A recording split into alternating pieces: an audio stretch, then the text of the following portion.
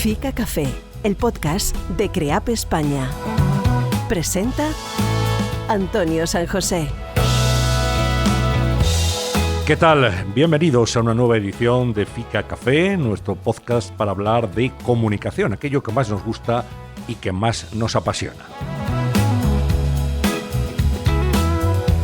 Invitamos siempre a personajes que tienen cosas que contar, que tienen experiencias vividas y que nos pueden transmitir su conocimiento del mundo de la comunicación desde diversos ámbitos. Ese es el caso del programa de hoy.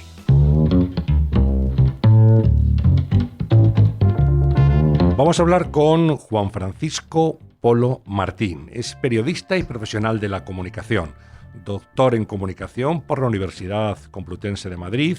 Ha trabajado en España, en Estados Unidos y en América Latina. Es autor de los libros La prensa humanitaria en España, La responsabilidad social corporativa de las empresas españolas en América Latina, La comunicación efímera y una novela que acaba de aparecer, Unas cuantas calles.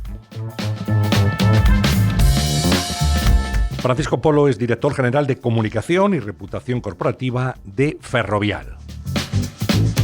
Y es hoy nuestro invitado en este tiempo de conversación acerca del mundo de la comunicación. Bienvenido, Paco, un placer tenerte aquí.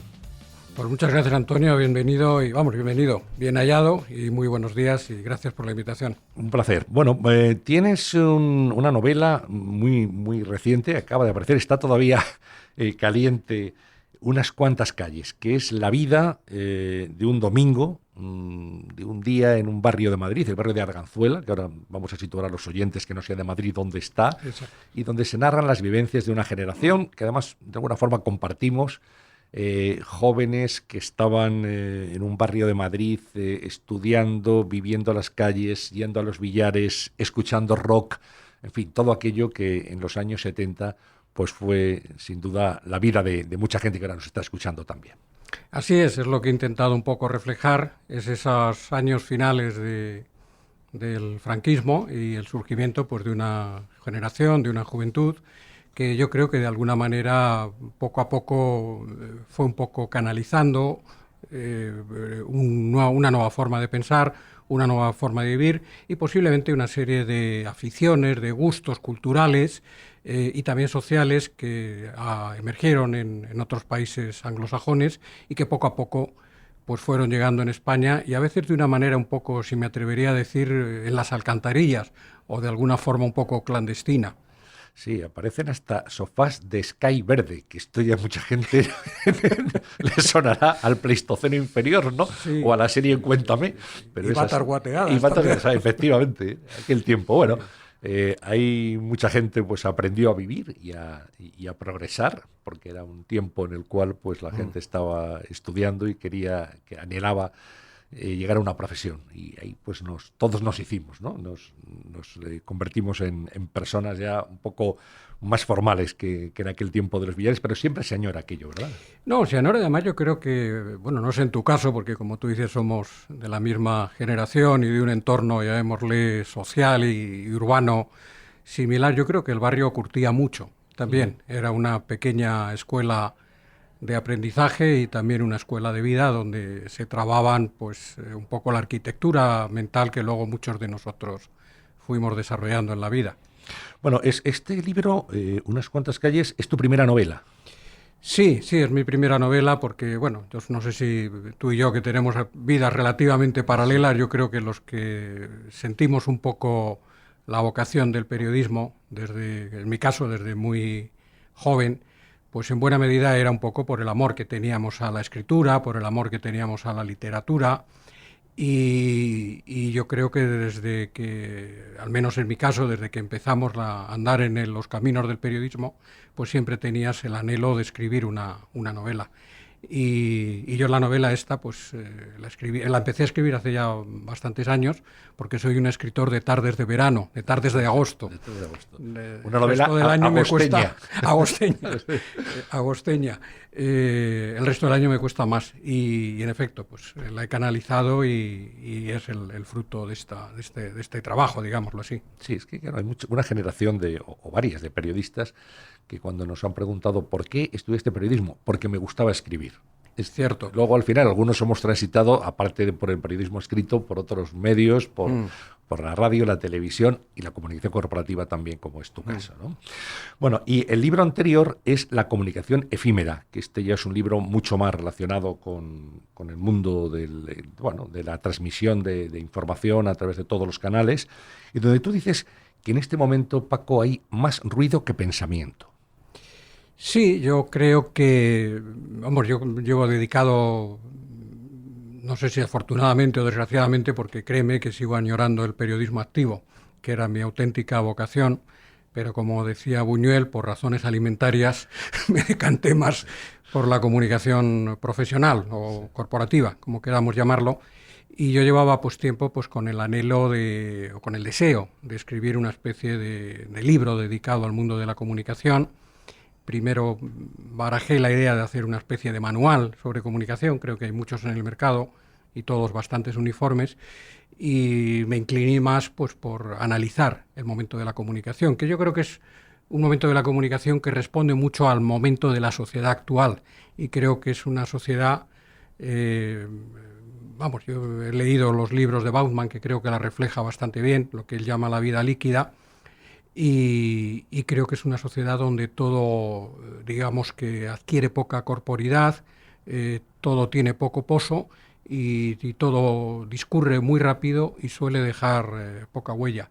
Y por eso lo llamé la comunicación efímera, porque creo que estamos en una sociedad donde todo discurre con mucha rapidez, y buena parte de los principios que nosotros hemos aplicado, digamos, académicamente, profesionalmente, en la comunicación, pues entiendo yo que hay que revisarlos, porque tienes que dar una respuesta, llamémosle profesional desde la comunicación, a cómo funcionan las cuestiones hoy en la mentalidad de la sociedad.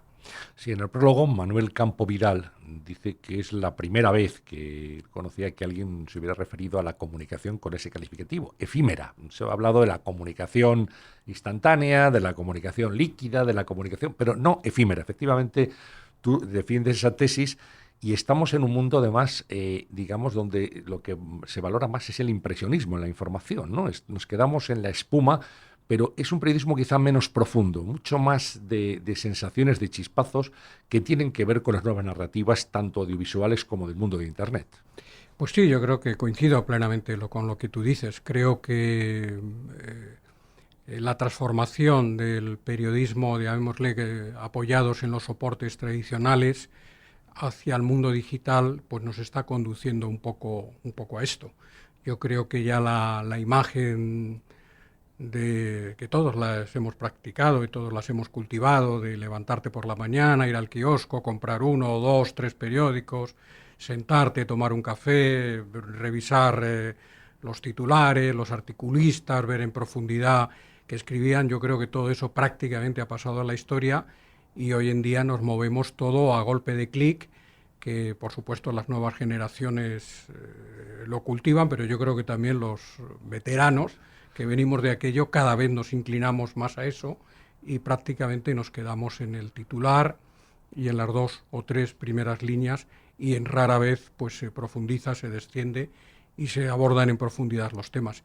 Creo que es una comunicación y es una sociedad, y no lo digo con ánimo crítico, lo digo un poco con un espíritu, llamémosle, fotográfico. Creo que es una sociedad epidérmica, superficial. Es cierto que posiblemente cultiva un conocimiento, digamos, que más ancho de muchas cosas, pero posiblemente la profundidad, el pensamiento, la reflexión han pasado a segundo plano. Sí, un compañero que tú conoces muy bien también, Miguel Ángel Aguilar, que es muy ingenioso además en sus exposiciones públicas. Un fenómeno. Total. Miguel Ángel siempre dice, lo primero que falta en una inundación es el agua potable. Y es verdad. Y esto tiene que ver con la multiplicidad de canales informativos. Sí. Seguramente en una sociedad más informada que nunca, con más posibilidades de conectarse desde la televisión, desde la radio, los podcasts, YouTube, Internet, al final falta información. O sea, no profundizamos en las cosas, ¿no? Los mensajes, dices tú en el libro, se pierden en una inundación de información. Sí, es cierto. Yo creo que hay, en fin, tú lo has dicho con muy buen criterio y con muy buenas palabras. Y hablando de Miguel Ángel, yo leí un libro de él muy divertido, como casi todo lo que él hace, que combina la diversión con ese espíritu tan crítico que él tiene, en el cual compara el periodismo con la química, sí, sí. porque él viene del mundo de la ciencia, ¿no? Y yo creo que es cierto que ahora mismo hay una abundancia de cabeceras extraordinaria, tanto de la prensa tradicional, de los medios tradicionales, como de los medios digitales. Hay canales de YouTube, en fin, hay 50.000 ofertas informativas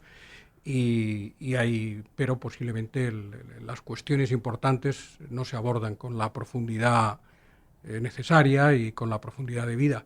Y todo esto pues también da un poco pábulo a este fenómeno tan de moda que se llama las noticias falsas, la extensión de los rumores, que todos pues entiendo yo que toman algo que en la conciencia colectiva flota en el ambiente y sobre eso reconstruye una noticia que no tiene fundamento, que no tiene respaldo. Claro, y que a veces, Paco, responde a intereses más o menos oscuros, ¿no? Porque detrás de una fake news, de una noticia falsa que intenta deliberadamente confundir a la sociedad, puede haber algún tipo de interés económico, político, alguna lucha soterrada de poder. Es que, claro, todo esto tiene una dimensión que cuando se analiza es preocupante, sin duda.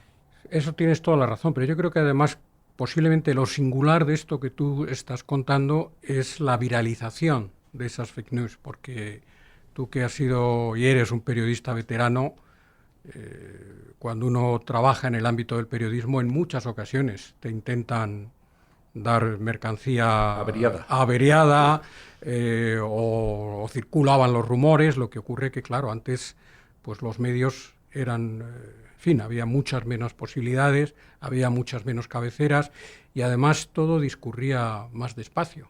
Hoy en día, pues yo creo que estamos en un reloj que nunca para, no hay usos horarios, no hay noches, no hay días, no hay fines de semana, no hay vacaciones. Todo discurre a una enorme rapidez y a una enorme velocidad y con una gran capacidad de viralización y donde pues posiblemente, solamente hay que leer los periódicos, hay poderes ocultos o no tan ocultos, a veces animados por superpotencias que trabajan bajo estos esquemas, ¿no? Por eso es tan importante apostar por la profesionalidad y por las cabeceras acreditadas, ¿no? El hecho de que igual que lo hemos dicho alguna vez también en este programa, igual que los médicos aplican unos protocolos cuando van a intervenirte quirúrgicamente de algo y te mandan, por supuesto, una analítica, una radiografía de tórax, y sin eso ni te ven en un quirófano, los periodistas pues tienen que conocer, comprobar, contrastar y luego, por último, contar. Pero hay que aplicar un protocolo también periodístico para garantizarle al lector, al oyente, al espectador, que aquello que está viendo es cierto. Bueno, eso es 100%. Yo además creo que hay que reivindicar el periodismo, diría yo que con mayúsculas y con todas las letras, porque tengo la impresión de que a veces no sabemos distinguir lo que es el periodismo de lo que son las redes sociales. Creo que en las redes sociales no hay periodismo y no hay información. Es un poco pues como, al menos yo lo que digo en mi modesto ensayo, es como si te bajas a la plaza del pueblo y te cruzas con rumores, maledicencias, insultos, opiniones, hechos ciertos, y todo se convierte en una especie de melting pot que no sabes muy bien qué queda. Yo creo que el periodismo es una profesión, por un lado, muy contrastada, que posiblemente tenga, 200, 300 años, que ha hecho una enorme contribución al desarrollo de la humanidad y al desarrollo de la sociedad. Creo que es una profesión que es uno de los cimientos de los valores democráticos y de las sociedades democráticas, y no sé si me atrevería a decir que hay que de alguna manera protegerla, porque creo que tanto el periodismo como los grupos editoriales están en una situación de fragilidad y yo, en mi opinión, pues creo que son un elemento fundamental para el funcionamiento de una sociedad democrática y que sea capaz de desarrollar.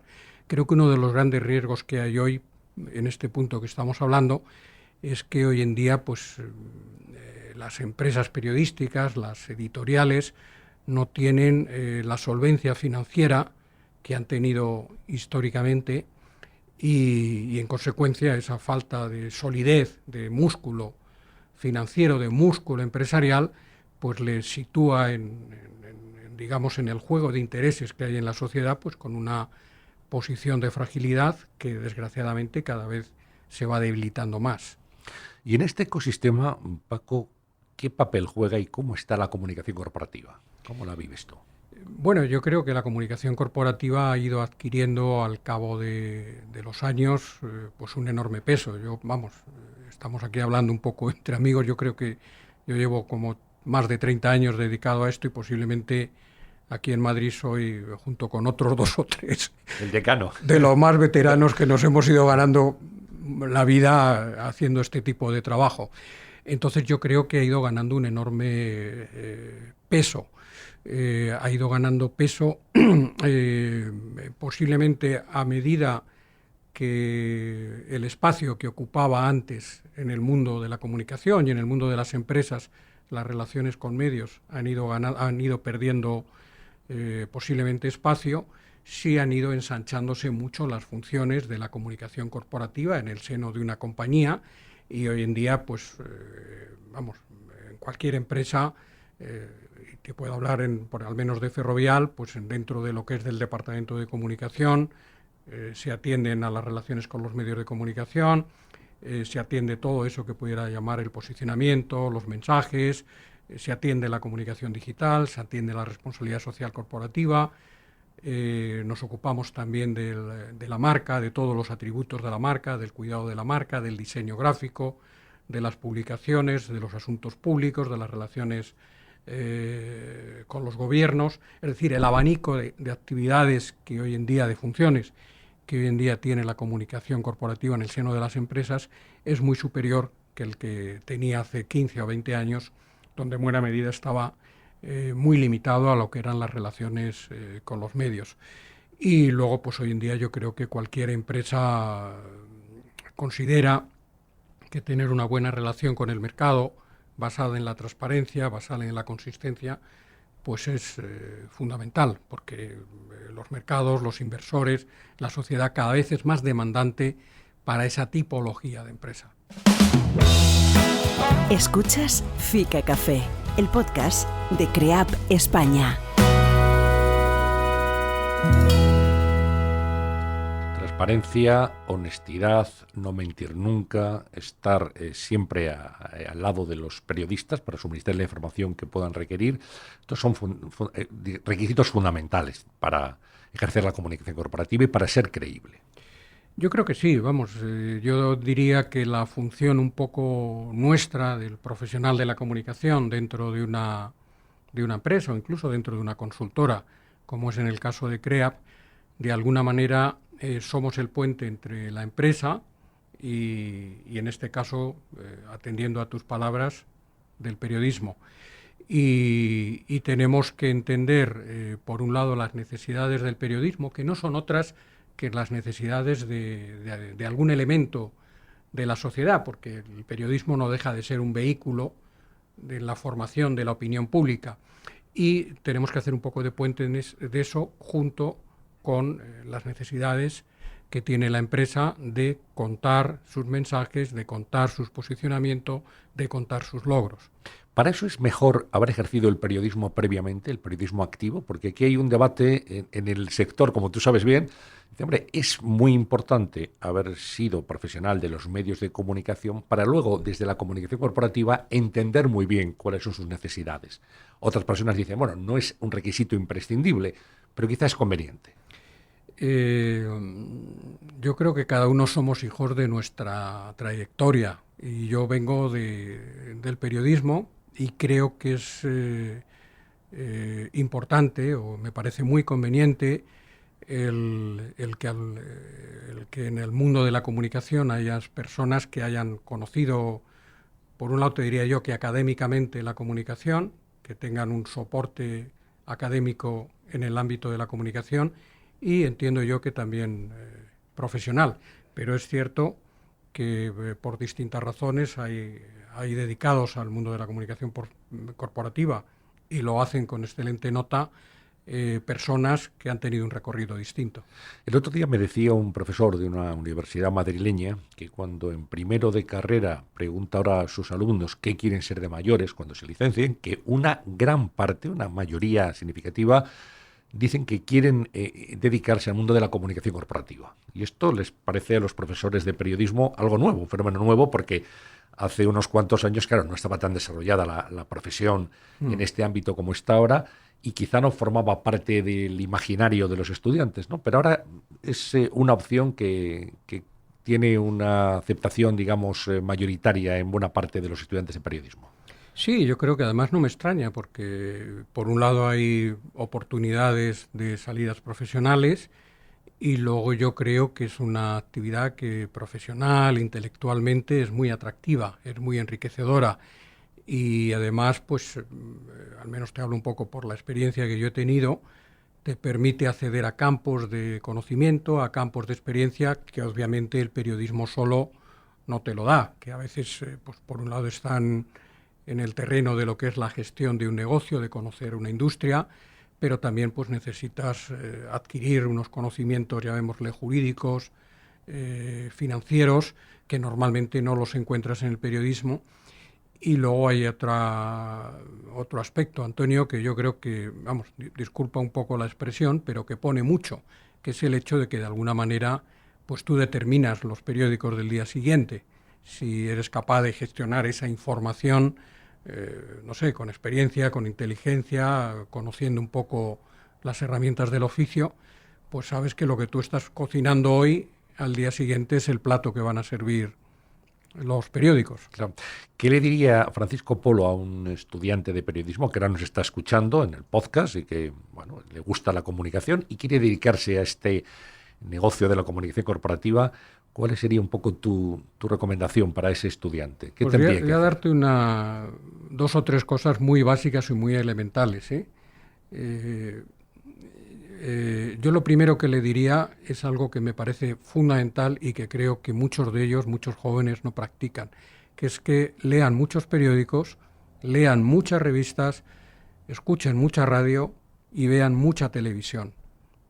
Porque es como si tú quieres ser entrenador de fútbol y no ves partidos de fútbol. Yo creo que el que se quiera dedicar al mundo de la comunicación tiene que leer mucha prensa, ver mucha televisión y escuchar mucha radio. Y luego tiene que intentar tener una enorme curiosidad, tiene que tener un enorme afán por el conocimiento y luego saber que es una de las profesiones pues, más bonitas que hay en el mundo, a la cual hay que enfrentarse pues, todos los días con ilusión y con un cierto espíritu de juvenil y también un poco de frescura. Y además creo que es una profesión que rinde un gran servicio a la sociedad, porque yo creo que estamos en una sociedad que demanda, tú lo decías con anterioridad, mucha transparencia, muchas puertas abiertas y mucho aire fresco. Y además yo creo que los profesionales de la comunicación tenemos otra función, sobre todo pensando en la comunicación corporativa, incluido en gente que trabaja en el ámbito de la administración, que es de alguna manera tener un cierto termómetro de por dónde circulan los nuevos valores que hay en la sociedad, los nuevos intereses que hay, y eso trasladarlo pues, a las organizaciones en las cuales servimos o en las cuales trabajamos. Me gustaría detenerme en algo que forma parte de tu ámbito de responsabilidad y que me parece que es muy, muy sensible y muy interesante, que es lo que llamamos la reputación, los intangibles de una marca. Tú decías antes en Ferrovial, como en los departamentos de comunicación de cualquier empresa, pues se cuida la marca, que es muy importante. La marca no es solamente el nombre de una empresa, son los atributos que tiene añadidos, esos intangibles que son tan importantes, ¿no? Y la reputación. Y Paco, qué fácil es ahora atacar la reputación de una empresa a través, por ejemplo, de redes sociales, de WhatsApp, que se van repicando de una manera geométrica de un sitio a otro. Y al final eso te provoca una crisis de comunicación. Es decir, ahora es mucho más fácil poner en jaque a una compañía en materia de comunicación utilizando simplemente un teléfono móvil. Pues sí, es cierto que ese riesgo de esa debilidad, de esa exposición existe. Además, yo siempre recuerdo una frase que en un momento leí de Benjamin Franklin, que decía que la reputación es como un jarrón chino, que en el momento que cae al suelo, luego se acabó. Por mucho que lo pegues, jamás nunca te va a quedar igual. Es cierto, pero yo creo que la reputación lo que hay que intentar es irla construyéndola pues sobre pilares firmes, sobre pilares sólidos, y de alguna manera pues el ir construyendo esos cimientos, esos ladrillos, ese muro que la haga, pues que esos vientos que a veces azotan por redes sociales pues no le perturben. Y luego yo creo que además cuando una compañía tiene esa reputación bien construida, tiene digamos sus buen hacer sólido, es mucho más tiene mucha más fortaleza a la hora de enfrentarse a una situación de ese tipo. Y creo que también es muy importante, si te ves sometido a esa situación, dar una respuesta rápida, corta, certera e informativa.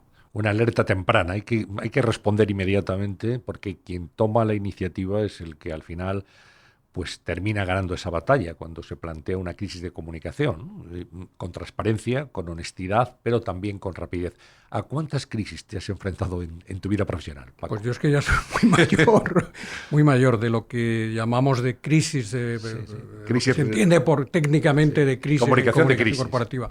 Pues sí, me he enfrentado a unas cuantas. Algunas han sido crisis cortas, otras han sido crisis que se han ido prolongando pues más en el tiempo, y luego ya como estamos en una conversación un poco para profesionales, yo creo que hay que diferenciar por un lado lo que son estas crisis que de alguna manera, no siempre, pero en muchas ocasiones te sorprenden por algo que no esperas y que ocurre en ese día. Hay que diferenciarlo de lo que llaman lo que se llaman las issues, ¿no? Que son aquellas situaciones que de alguna manera, por fruto de una tendencia social que poco a poco va calando en legislación, pues afectan seriamente a un producto, a un servicio o a la propia compañía. Sí.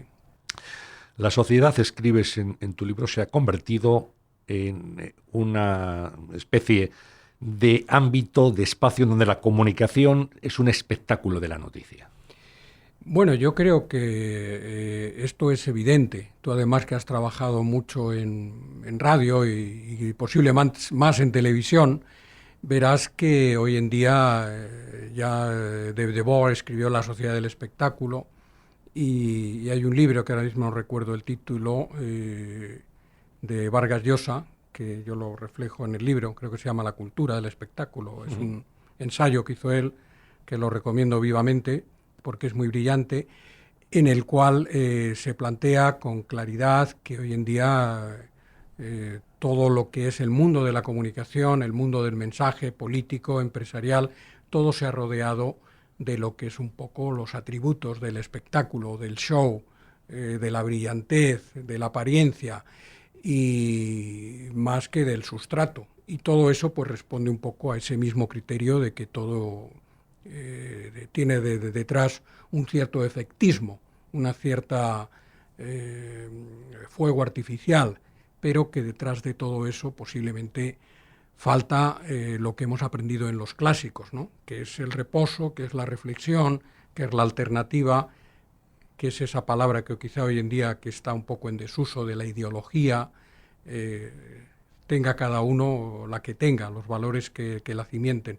Y yo creo que hoy en día estamos un poco en ese mundo del espectáculo, que lo vemos mucho en la vida de los políticos, por ejemplo. Claro, antes se nos decía en las facultades de periodismo, se nos decía, bueno, los periodistas y el periodismo en general tiene que formar, informar y entretener. ¿Tú recuerdas aquello? Era la... Sí. El problema es cuando se desequilibra una de esas patas y es el entretenimiento. Bueno, está muy bien hacer una información que sea atractiva, pero no hay que caer efectivamente en el espectáculo, ¿no? Porque de ahí al sensacionalismo hay un paso. No, hay un paso, y luego yo creo que incluso a la pérdida de la propia naturaleza del hecho informativo. Yo creo que ya hemos aceptado que salga un dirigente político, un dirigente empresarial y de una información, lo que llaman por plasma, o que lea un comunicado sin preguntas. Y se evapore sin preguntas. Eso ya lo hemos aceptado. Pero eso no es periodismo. No, eso no es periodismo. Eso no es periodismo. Y no debería de aceptarse. Eso de alguna forma es un poco espectáculo, porque este dirigente político sí que sale muy bien rodeado de banderas, de atriles, de adornos, de corbatas, de trajes, de sonrisas. Pero lo que tú dices, eso no es periodismo. El periodismo es aceptar la pregunta del periodista y responderla. Lo otro es meramente efímero, ¿no? Por utilizar el título de tu libro. No, es efímero y es buscar el titular, es buscar la impresión, es buscar la foto. Y todo eso, bueno, como sabemos, está académicamente estudiado, porque no recuerdo ahora mismo los datos, pero la mayor parte del televidente o del espectador o del lector de un periódico, lo que más se quiera es la impresión que produce el protagonista, si es simpático o es antipático, si ha trastabillado en su exposición o si lo ha hecho con firmeza. Por eso yo creo que al final es muy importante reclamar la profesionalidad, el ejercer el periodismo, que es el derecho a preguntar y a repreguntar también, y no porque lo reclamemos los periodistas, sino porque somos nosotros los que tenemos la responsabilidad de trasladárselo a los lectores, a los oyentes, a los espectadores. Somos meras, digamos, correas de transmisión, ¿no? Y eso es lo que hay que reivindicar. Pero, Antonio, es como si en un juicio el fiscal o el abogado defensor no tuvieran las posibilidades o se les retiraran lo que son algunas de sus principales herramientas para convencer a un tribunal o para convencer a un jurado.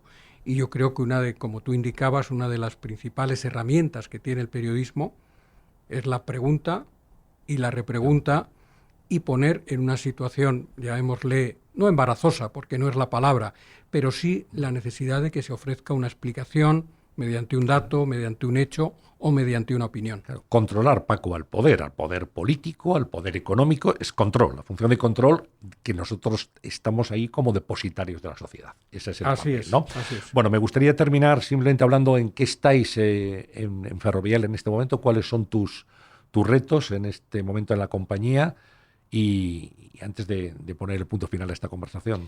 Pues nada, mira, nosotros yo creo que estamos pues como el conjunto ya no de la sociedad española, sino de la sociedad planetaria. Estamos en medio de la gestión de una situación pandémica a la cual pues nos hemos enfrentado, pues por un lado, desde el primer momento, desde los meses de febrero, desde marzo, pues con un criterio, por un lado, de proteger a nuestros empleados y a nuestros usuarios con todos los sistemas, digamos, de profilaxis que hemos sido capaces de desarrollar. Por otro lado, intentando que la empresa, el servicio que prestamos a la sociedad, y que aquí en España es muy sustantivo porque tenemos aproximadamente 16.000 personas en hospitales, en limpieza, mantenimiento de hospitales, ambulancias, teléfonos de emergencia, o algo tan importante como es la limpieza y la retirada de basuras de las calles de las ciudades. Las tenemos cada día, eso no sé cómo hemos ocupado de que siga funcionando. Hemos intentado tener una buena liquidez pues, para aguantar esta etapa que no sabemos cuánto se va a prolongar. Y luego la empresa yo creo que ha hecho una contribución muy importante. Hemos sacado a flote un fondo de aproximadamente 9 millones de euros, que luego lo hemos destinado a donaciones en equipamiento médico, en equipamiento sanitario, tanto en España como en el Reino Unido, donde tenemos actividades. Hemos dedicado aproximadamente de esos 9 millones, 1 millón a apoyar la investigación de vacunas. Hemos depositado medio millón en la vacuna de Oxford, también aquí en las vacunas que está desarrollando el Centro Nacional de Biotecnología y otra vacuna que está desarrollando Baylor College en los Estados Unidos. Y hemos hecho una donación también muy, muy, muy importante en ayuda alimentaria y social a través de ONGs en los distintos países donde estamos, en los cuales pues aproximadamente vamos a dar como 2 millones de comidas o de menús. Y yo creo que en eso es donde estamos, y intentando que la pandemia acabe lo antes posible y que nosotros pues podamos seguir funcionando como lo hemos venido haciendo desde el año 1952. Pues es lo que os deseamos, Paco. Un placer hablar contigo hoy en Fica Café, aquí en el podcast de comunicación de CREAP. Le recomendamos a los oyentes de este podcast 2 libros: La comunicación efímera, para aquellos estudiosos de la comunicación, editorial Fragua, es quien lo ha editado, y la novela Unas cuantas calles, de Caligrama, esa es la editorial, donde van a encontrar seguro que muchos de nuestros oyentes pues reflejos y recuerdos de años pasados. Francisco Polo, muchísimas gracias. Y hasta una próxima oportunidad. Muchas gracias, Antonio, y también a CREAS por este podcast, este espacio informativo. Gracias. Gracias también a todos ustedes, a todos vosotros por escucharnos. Nos escuchamos aquí mismo, en este mismo canal, dentro de unos días, con otra nueva edición de Fica Café. Gracias por la escucha. Fica Café, pasión por la comunicación.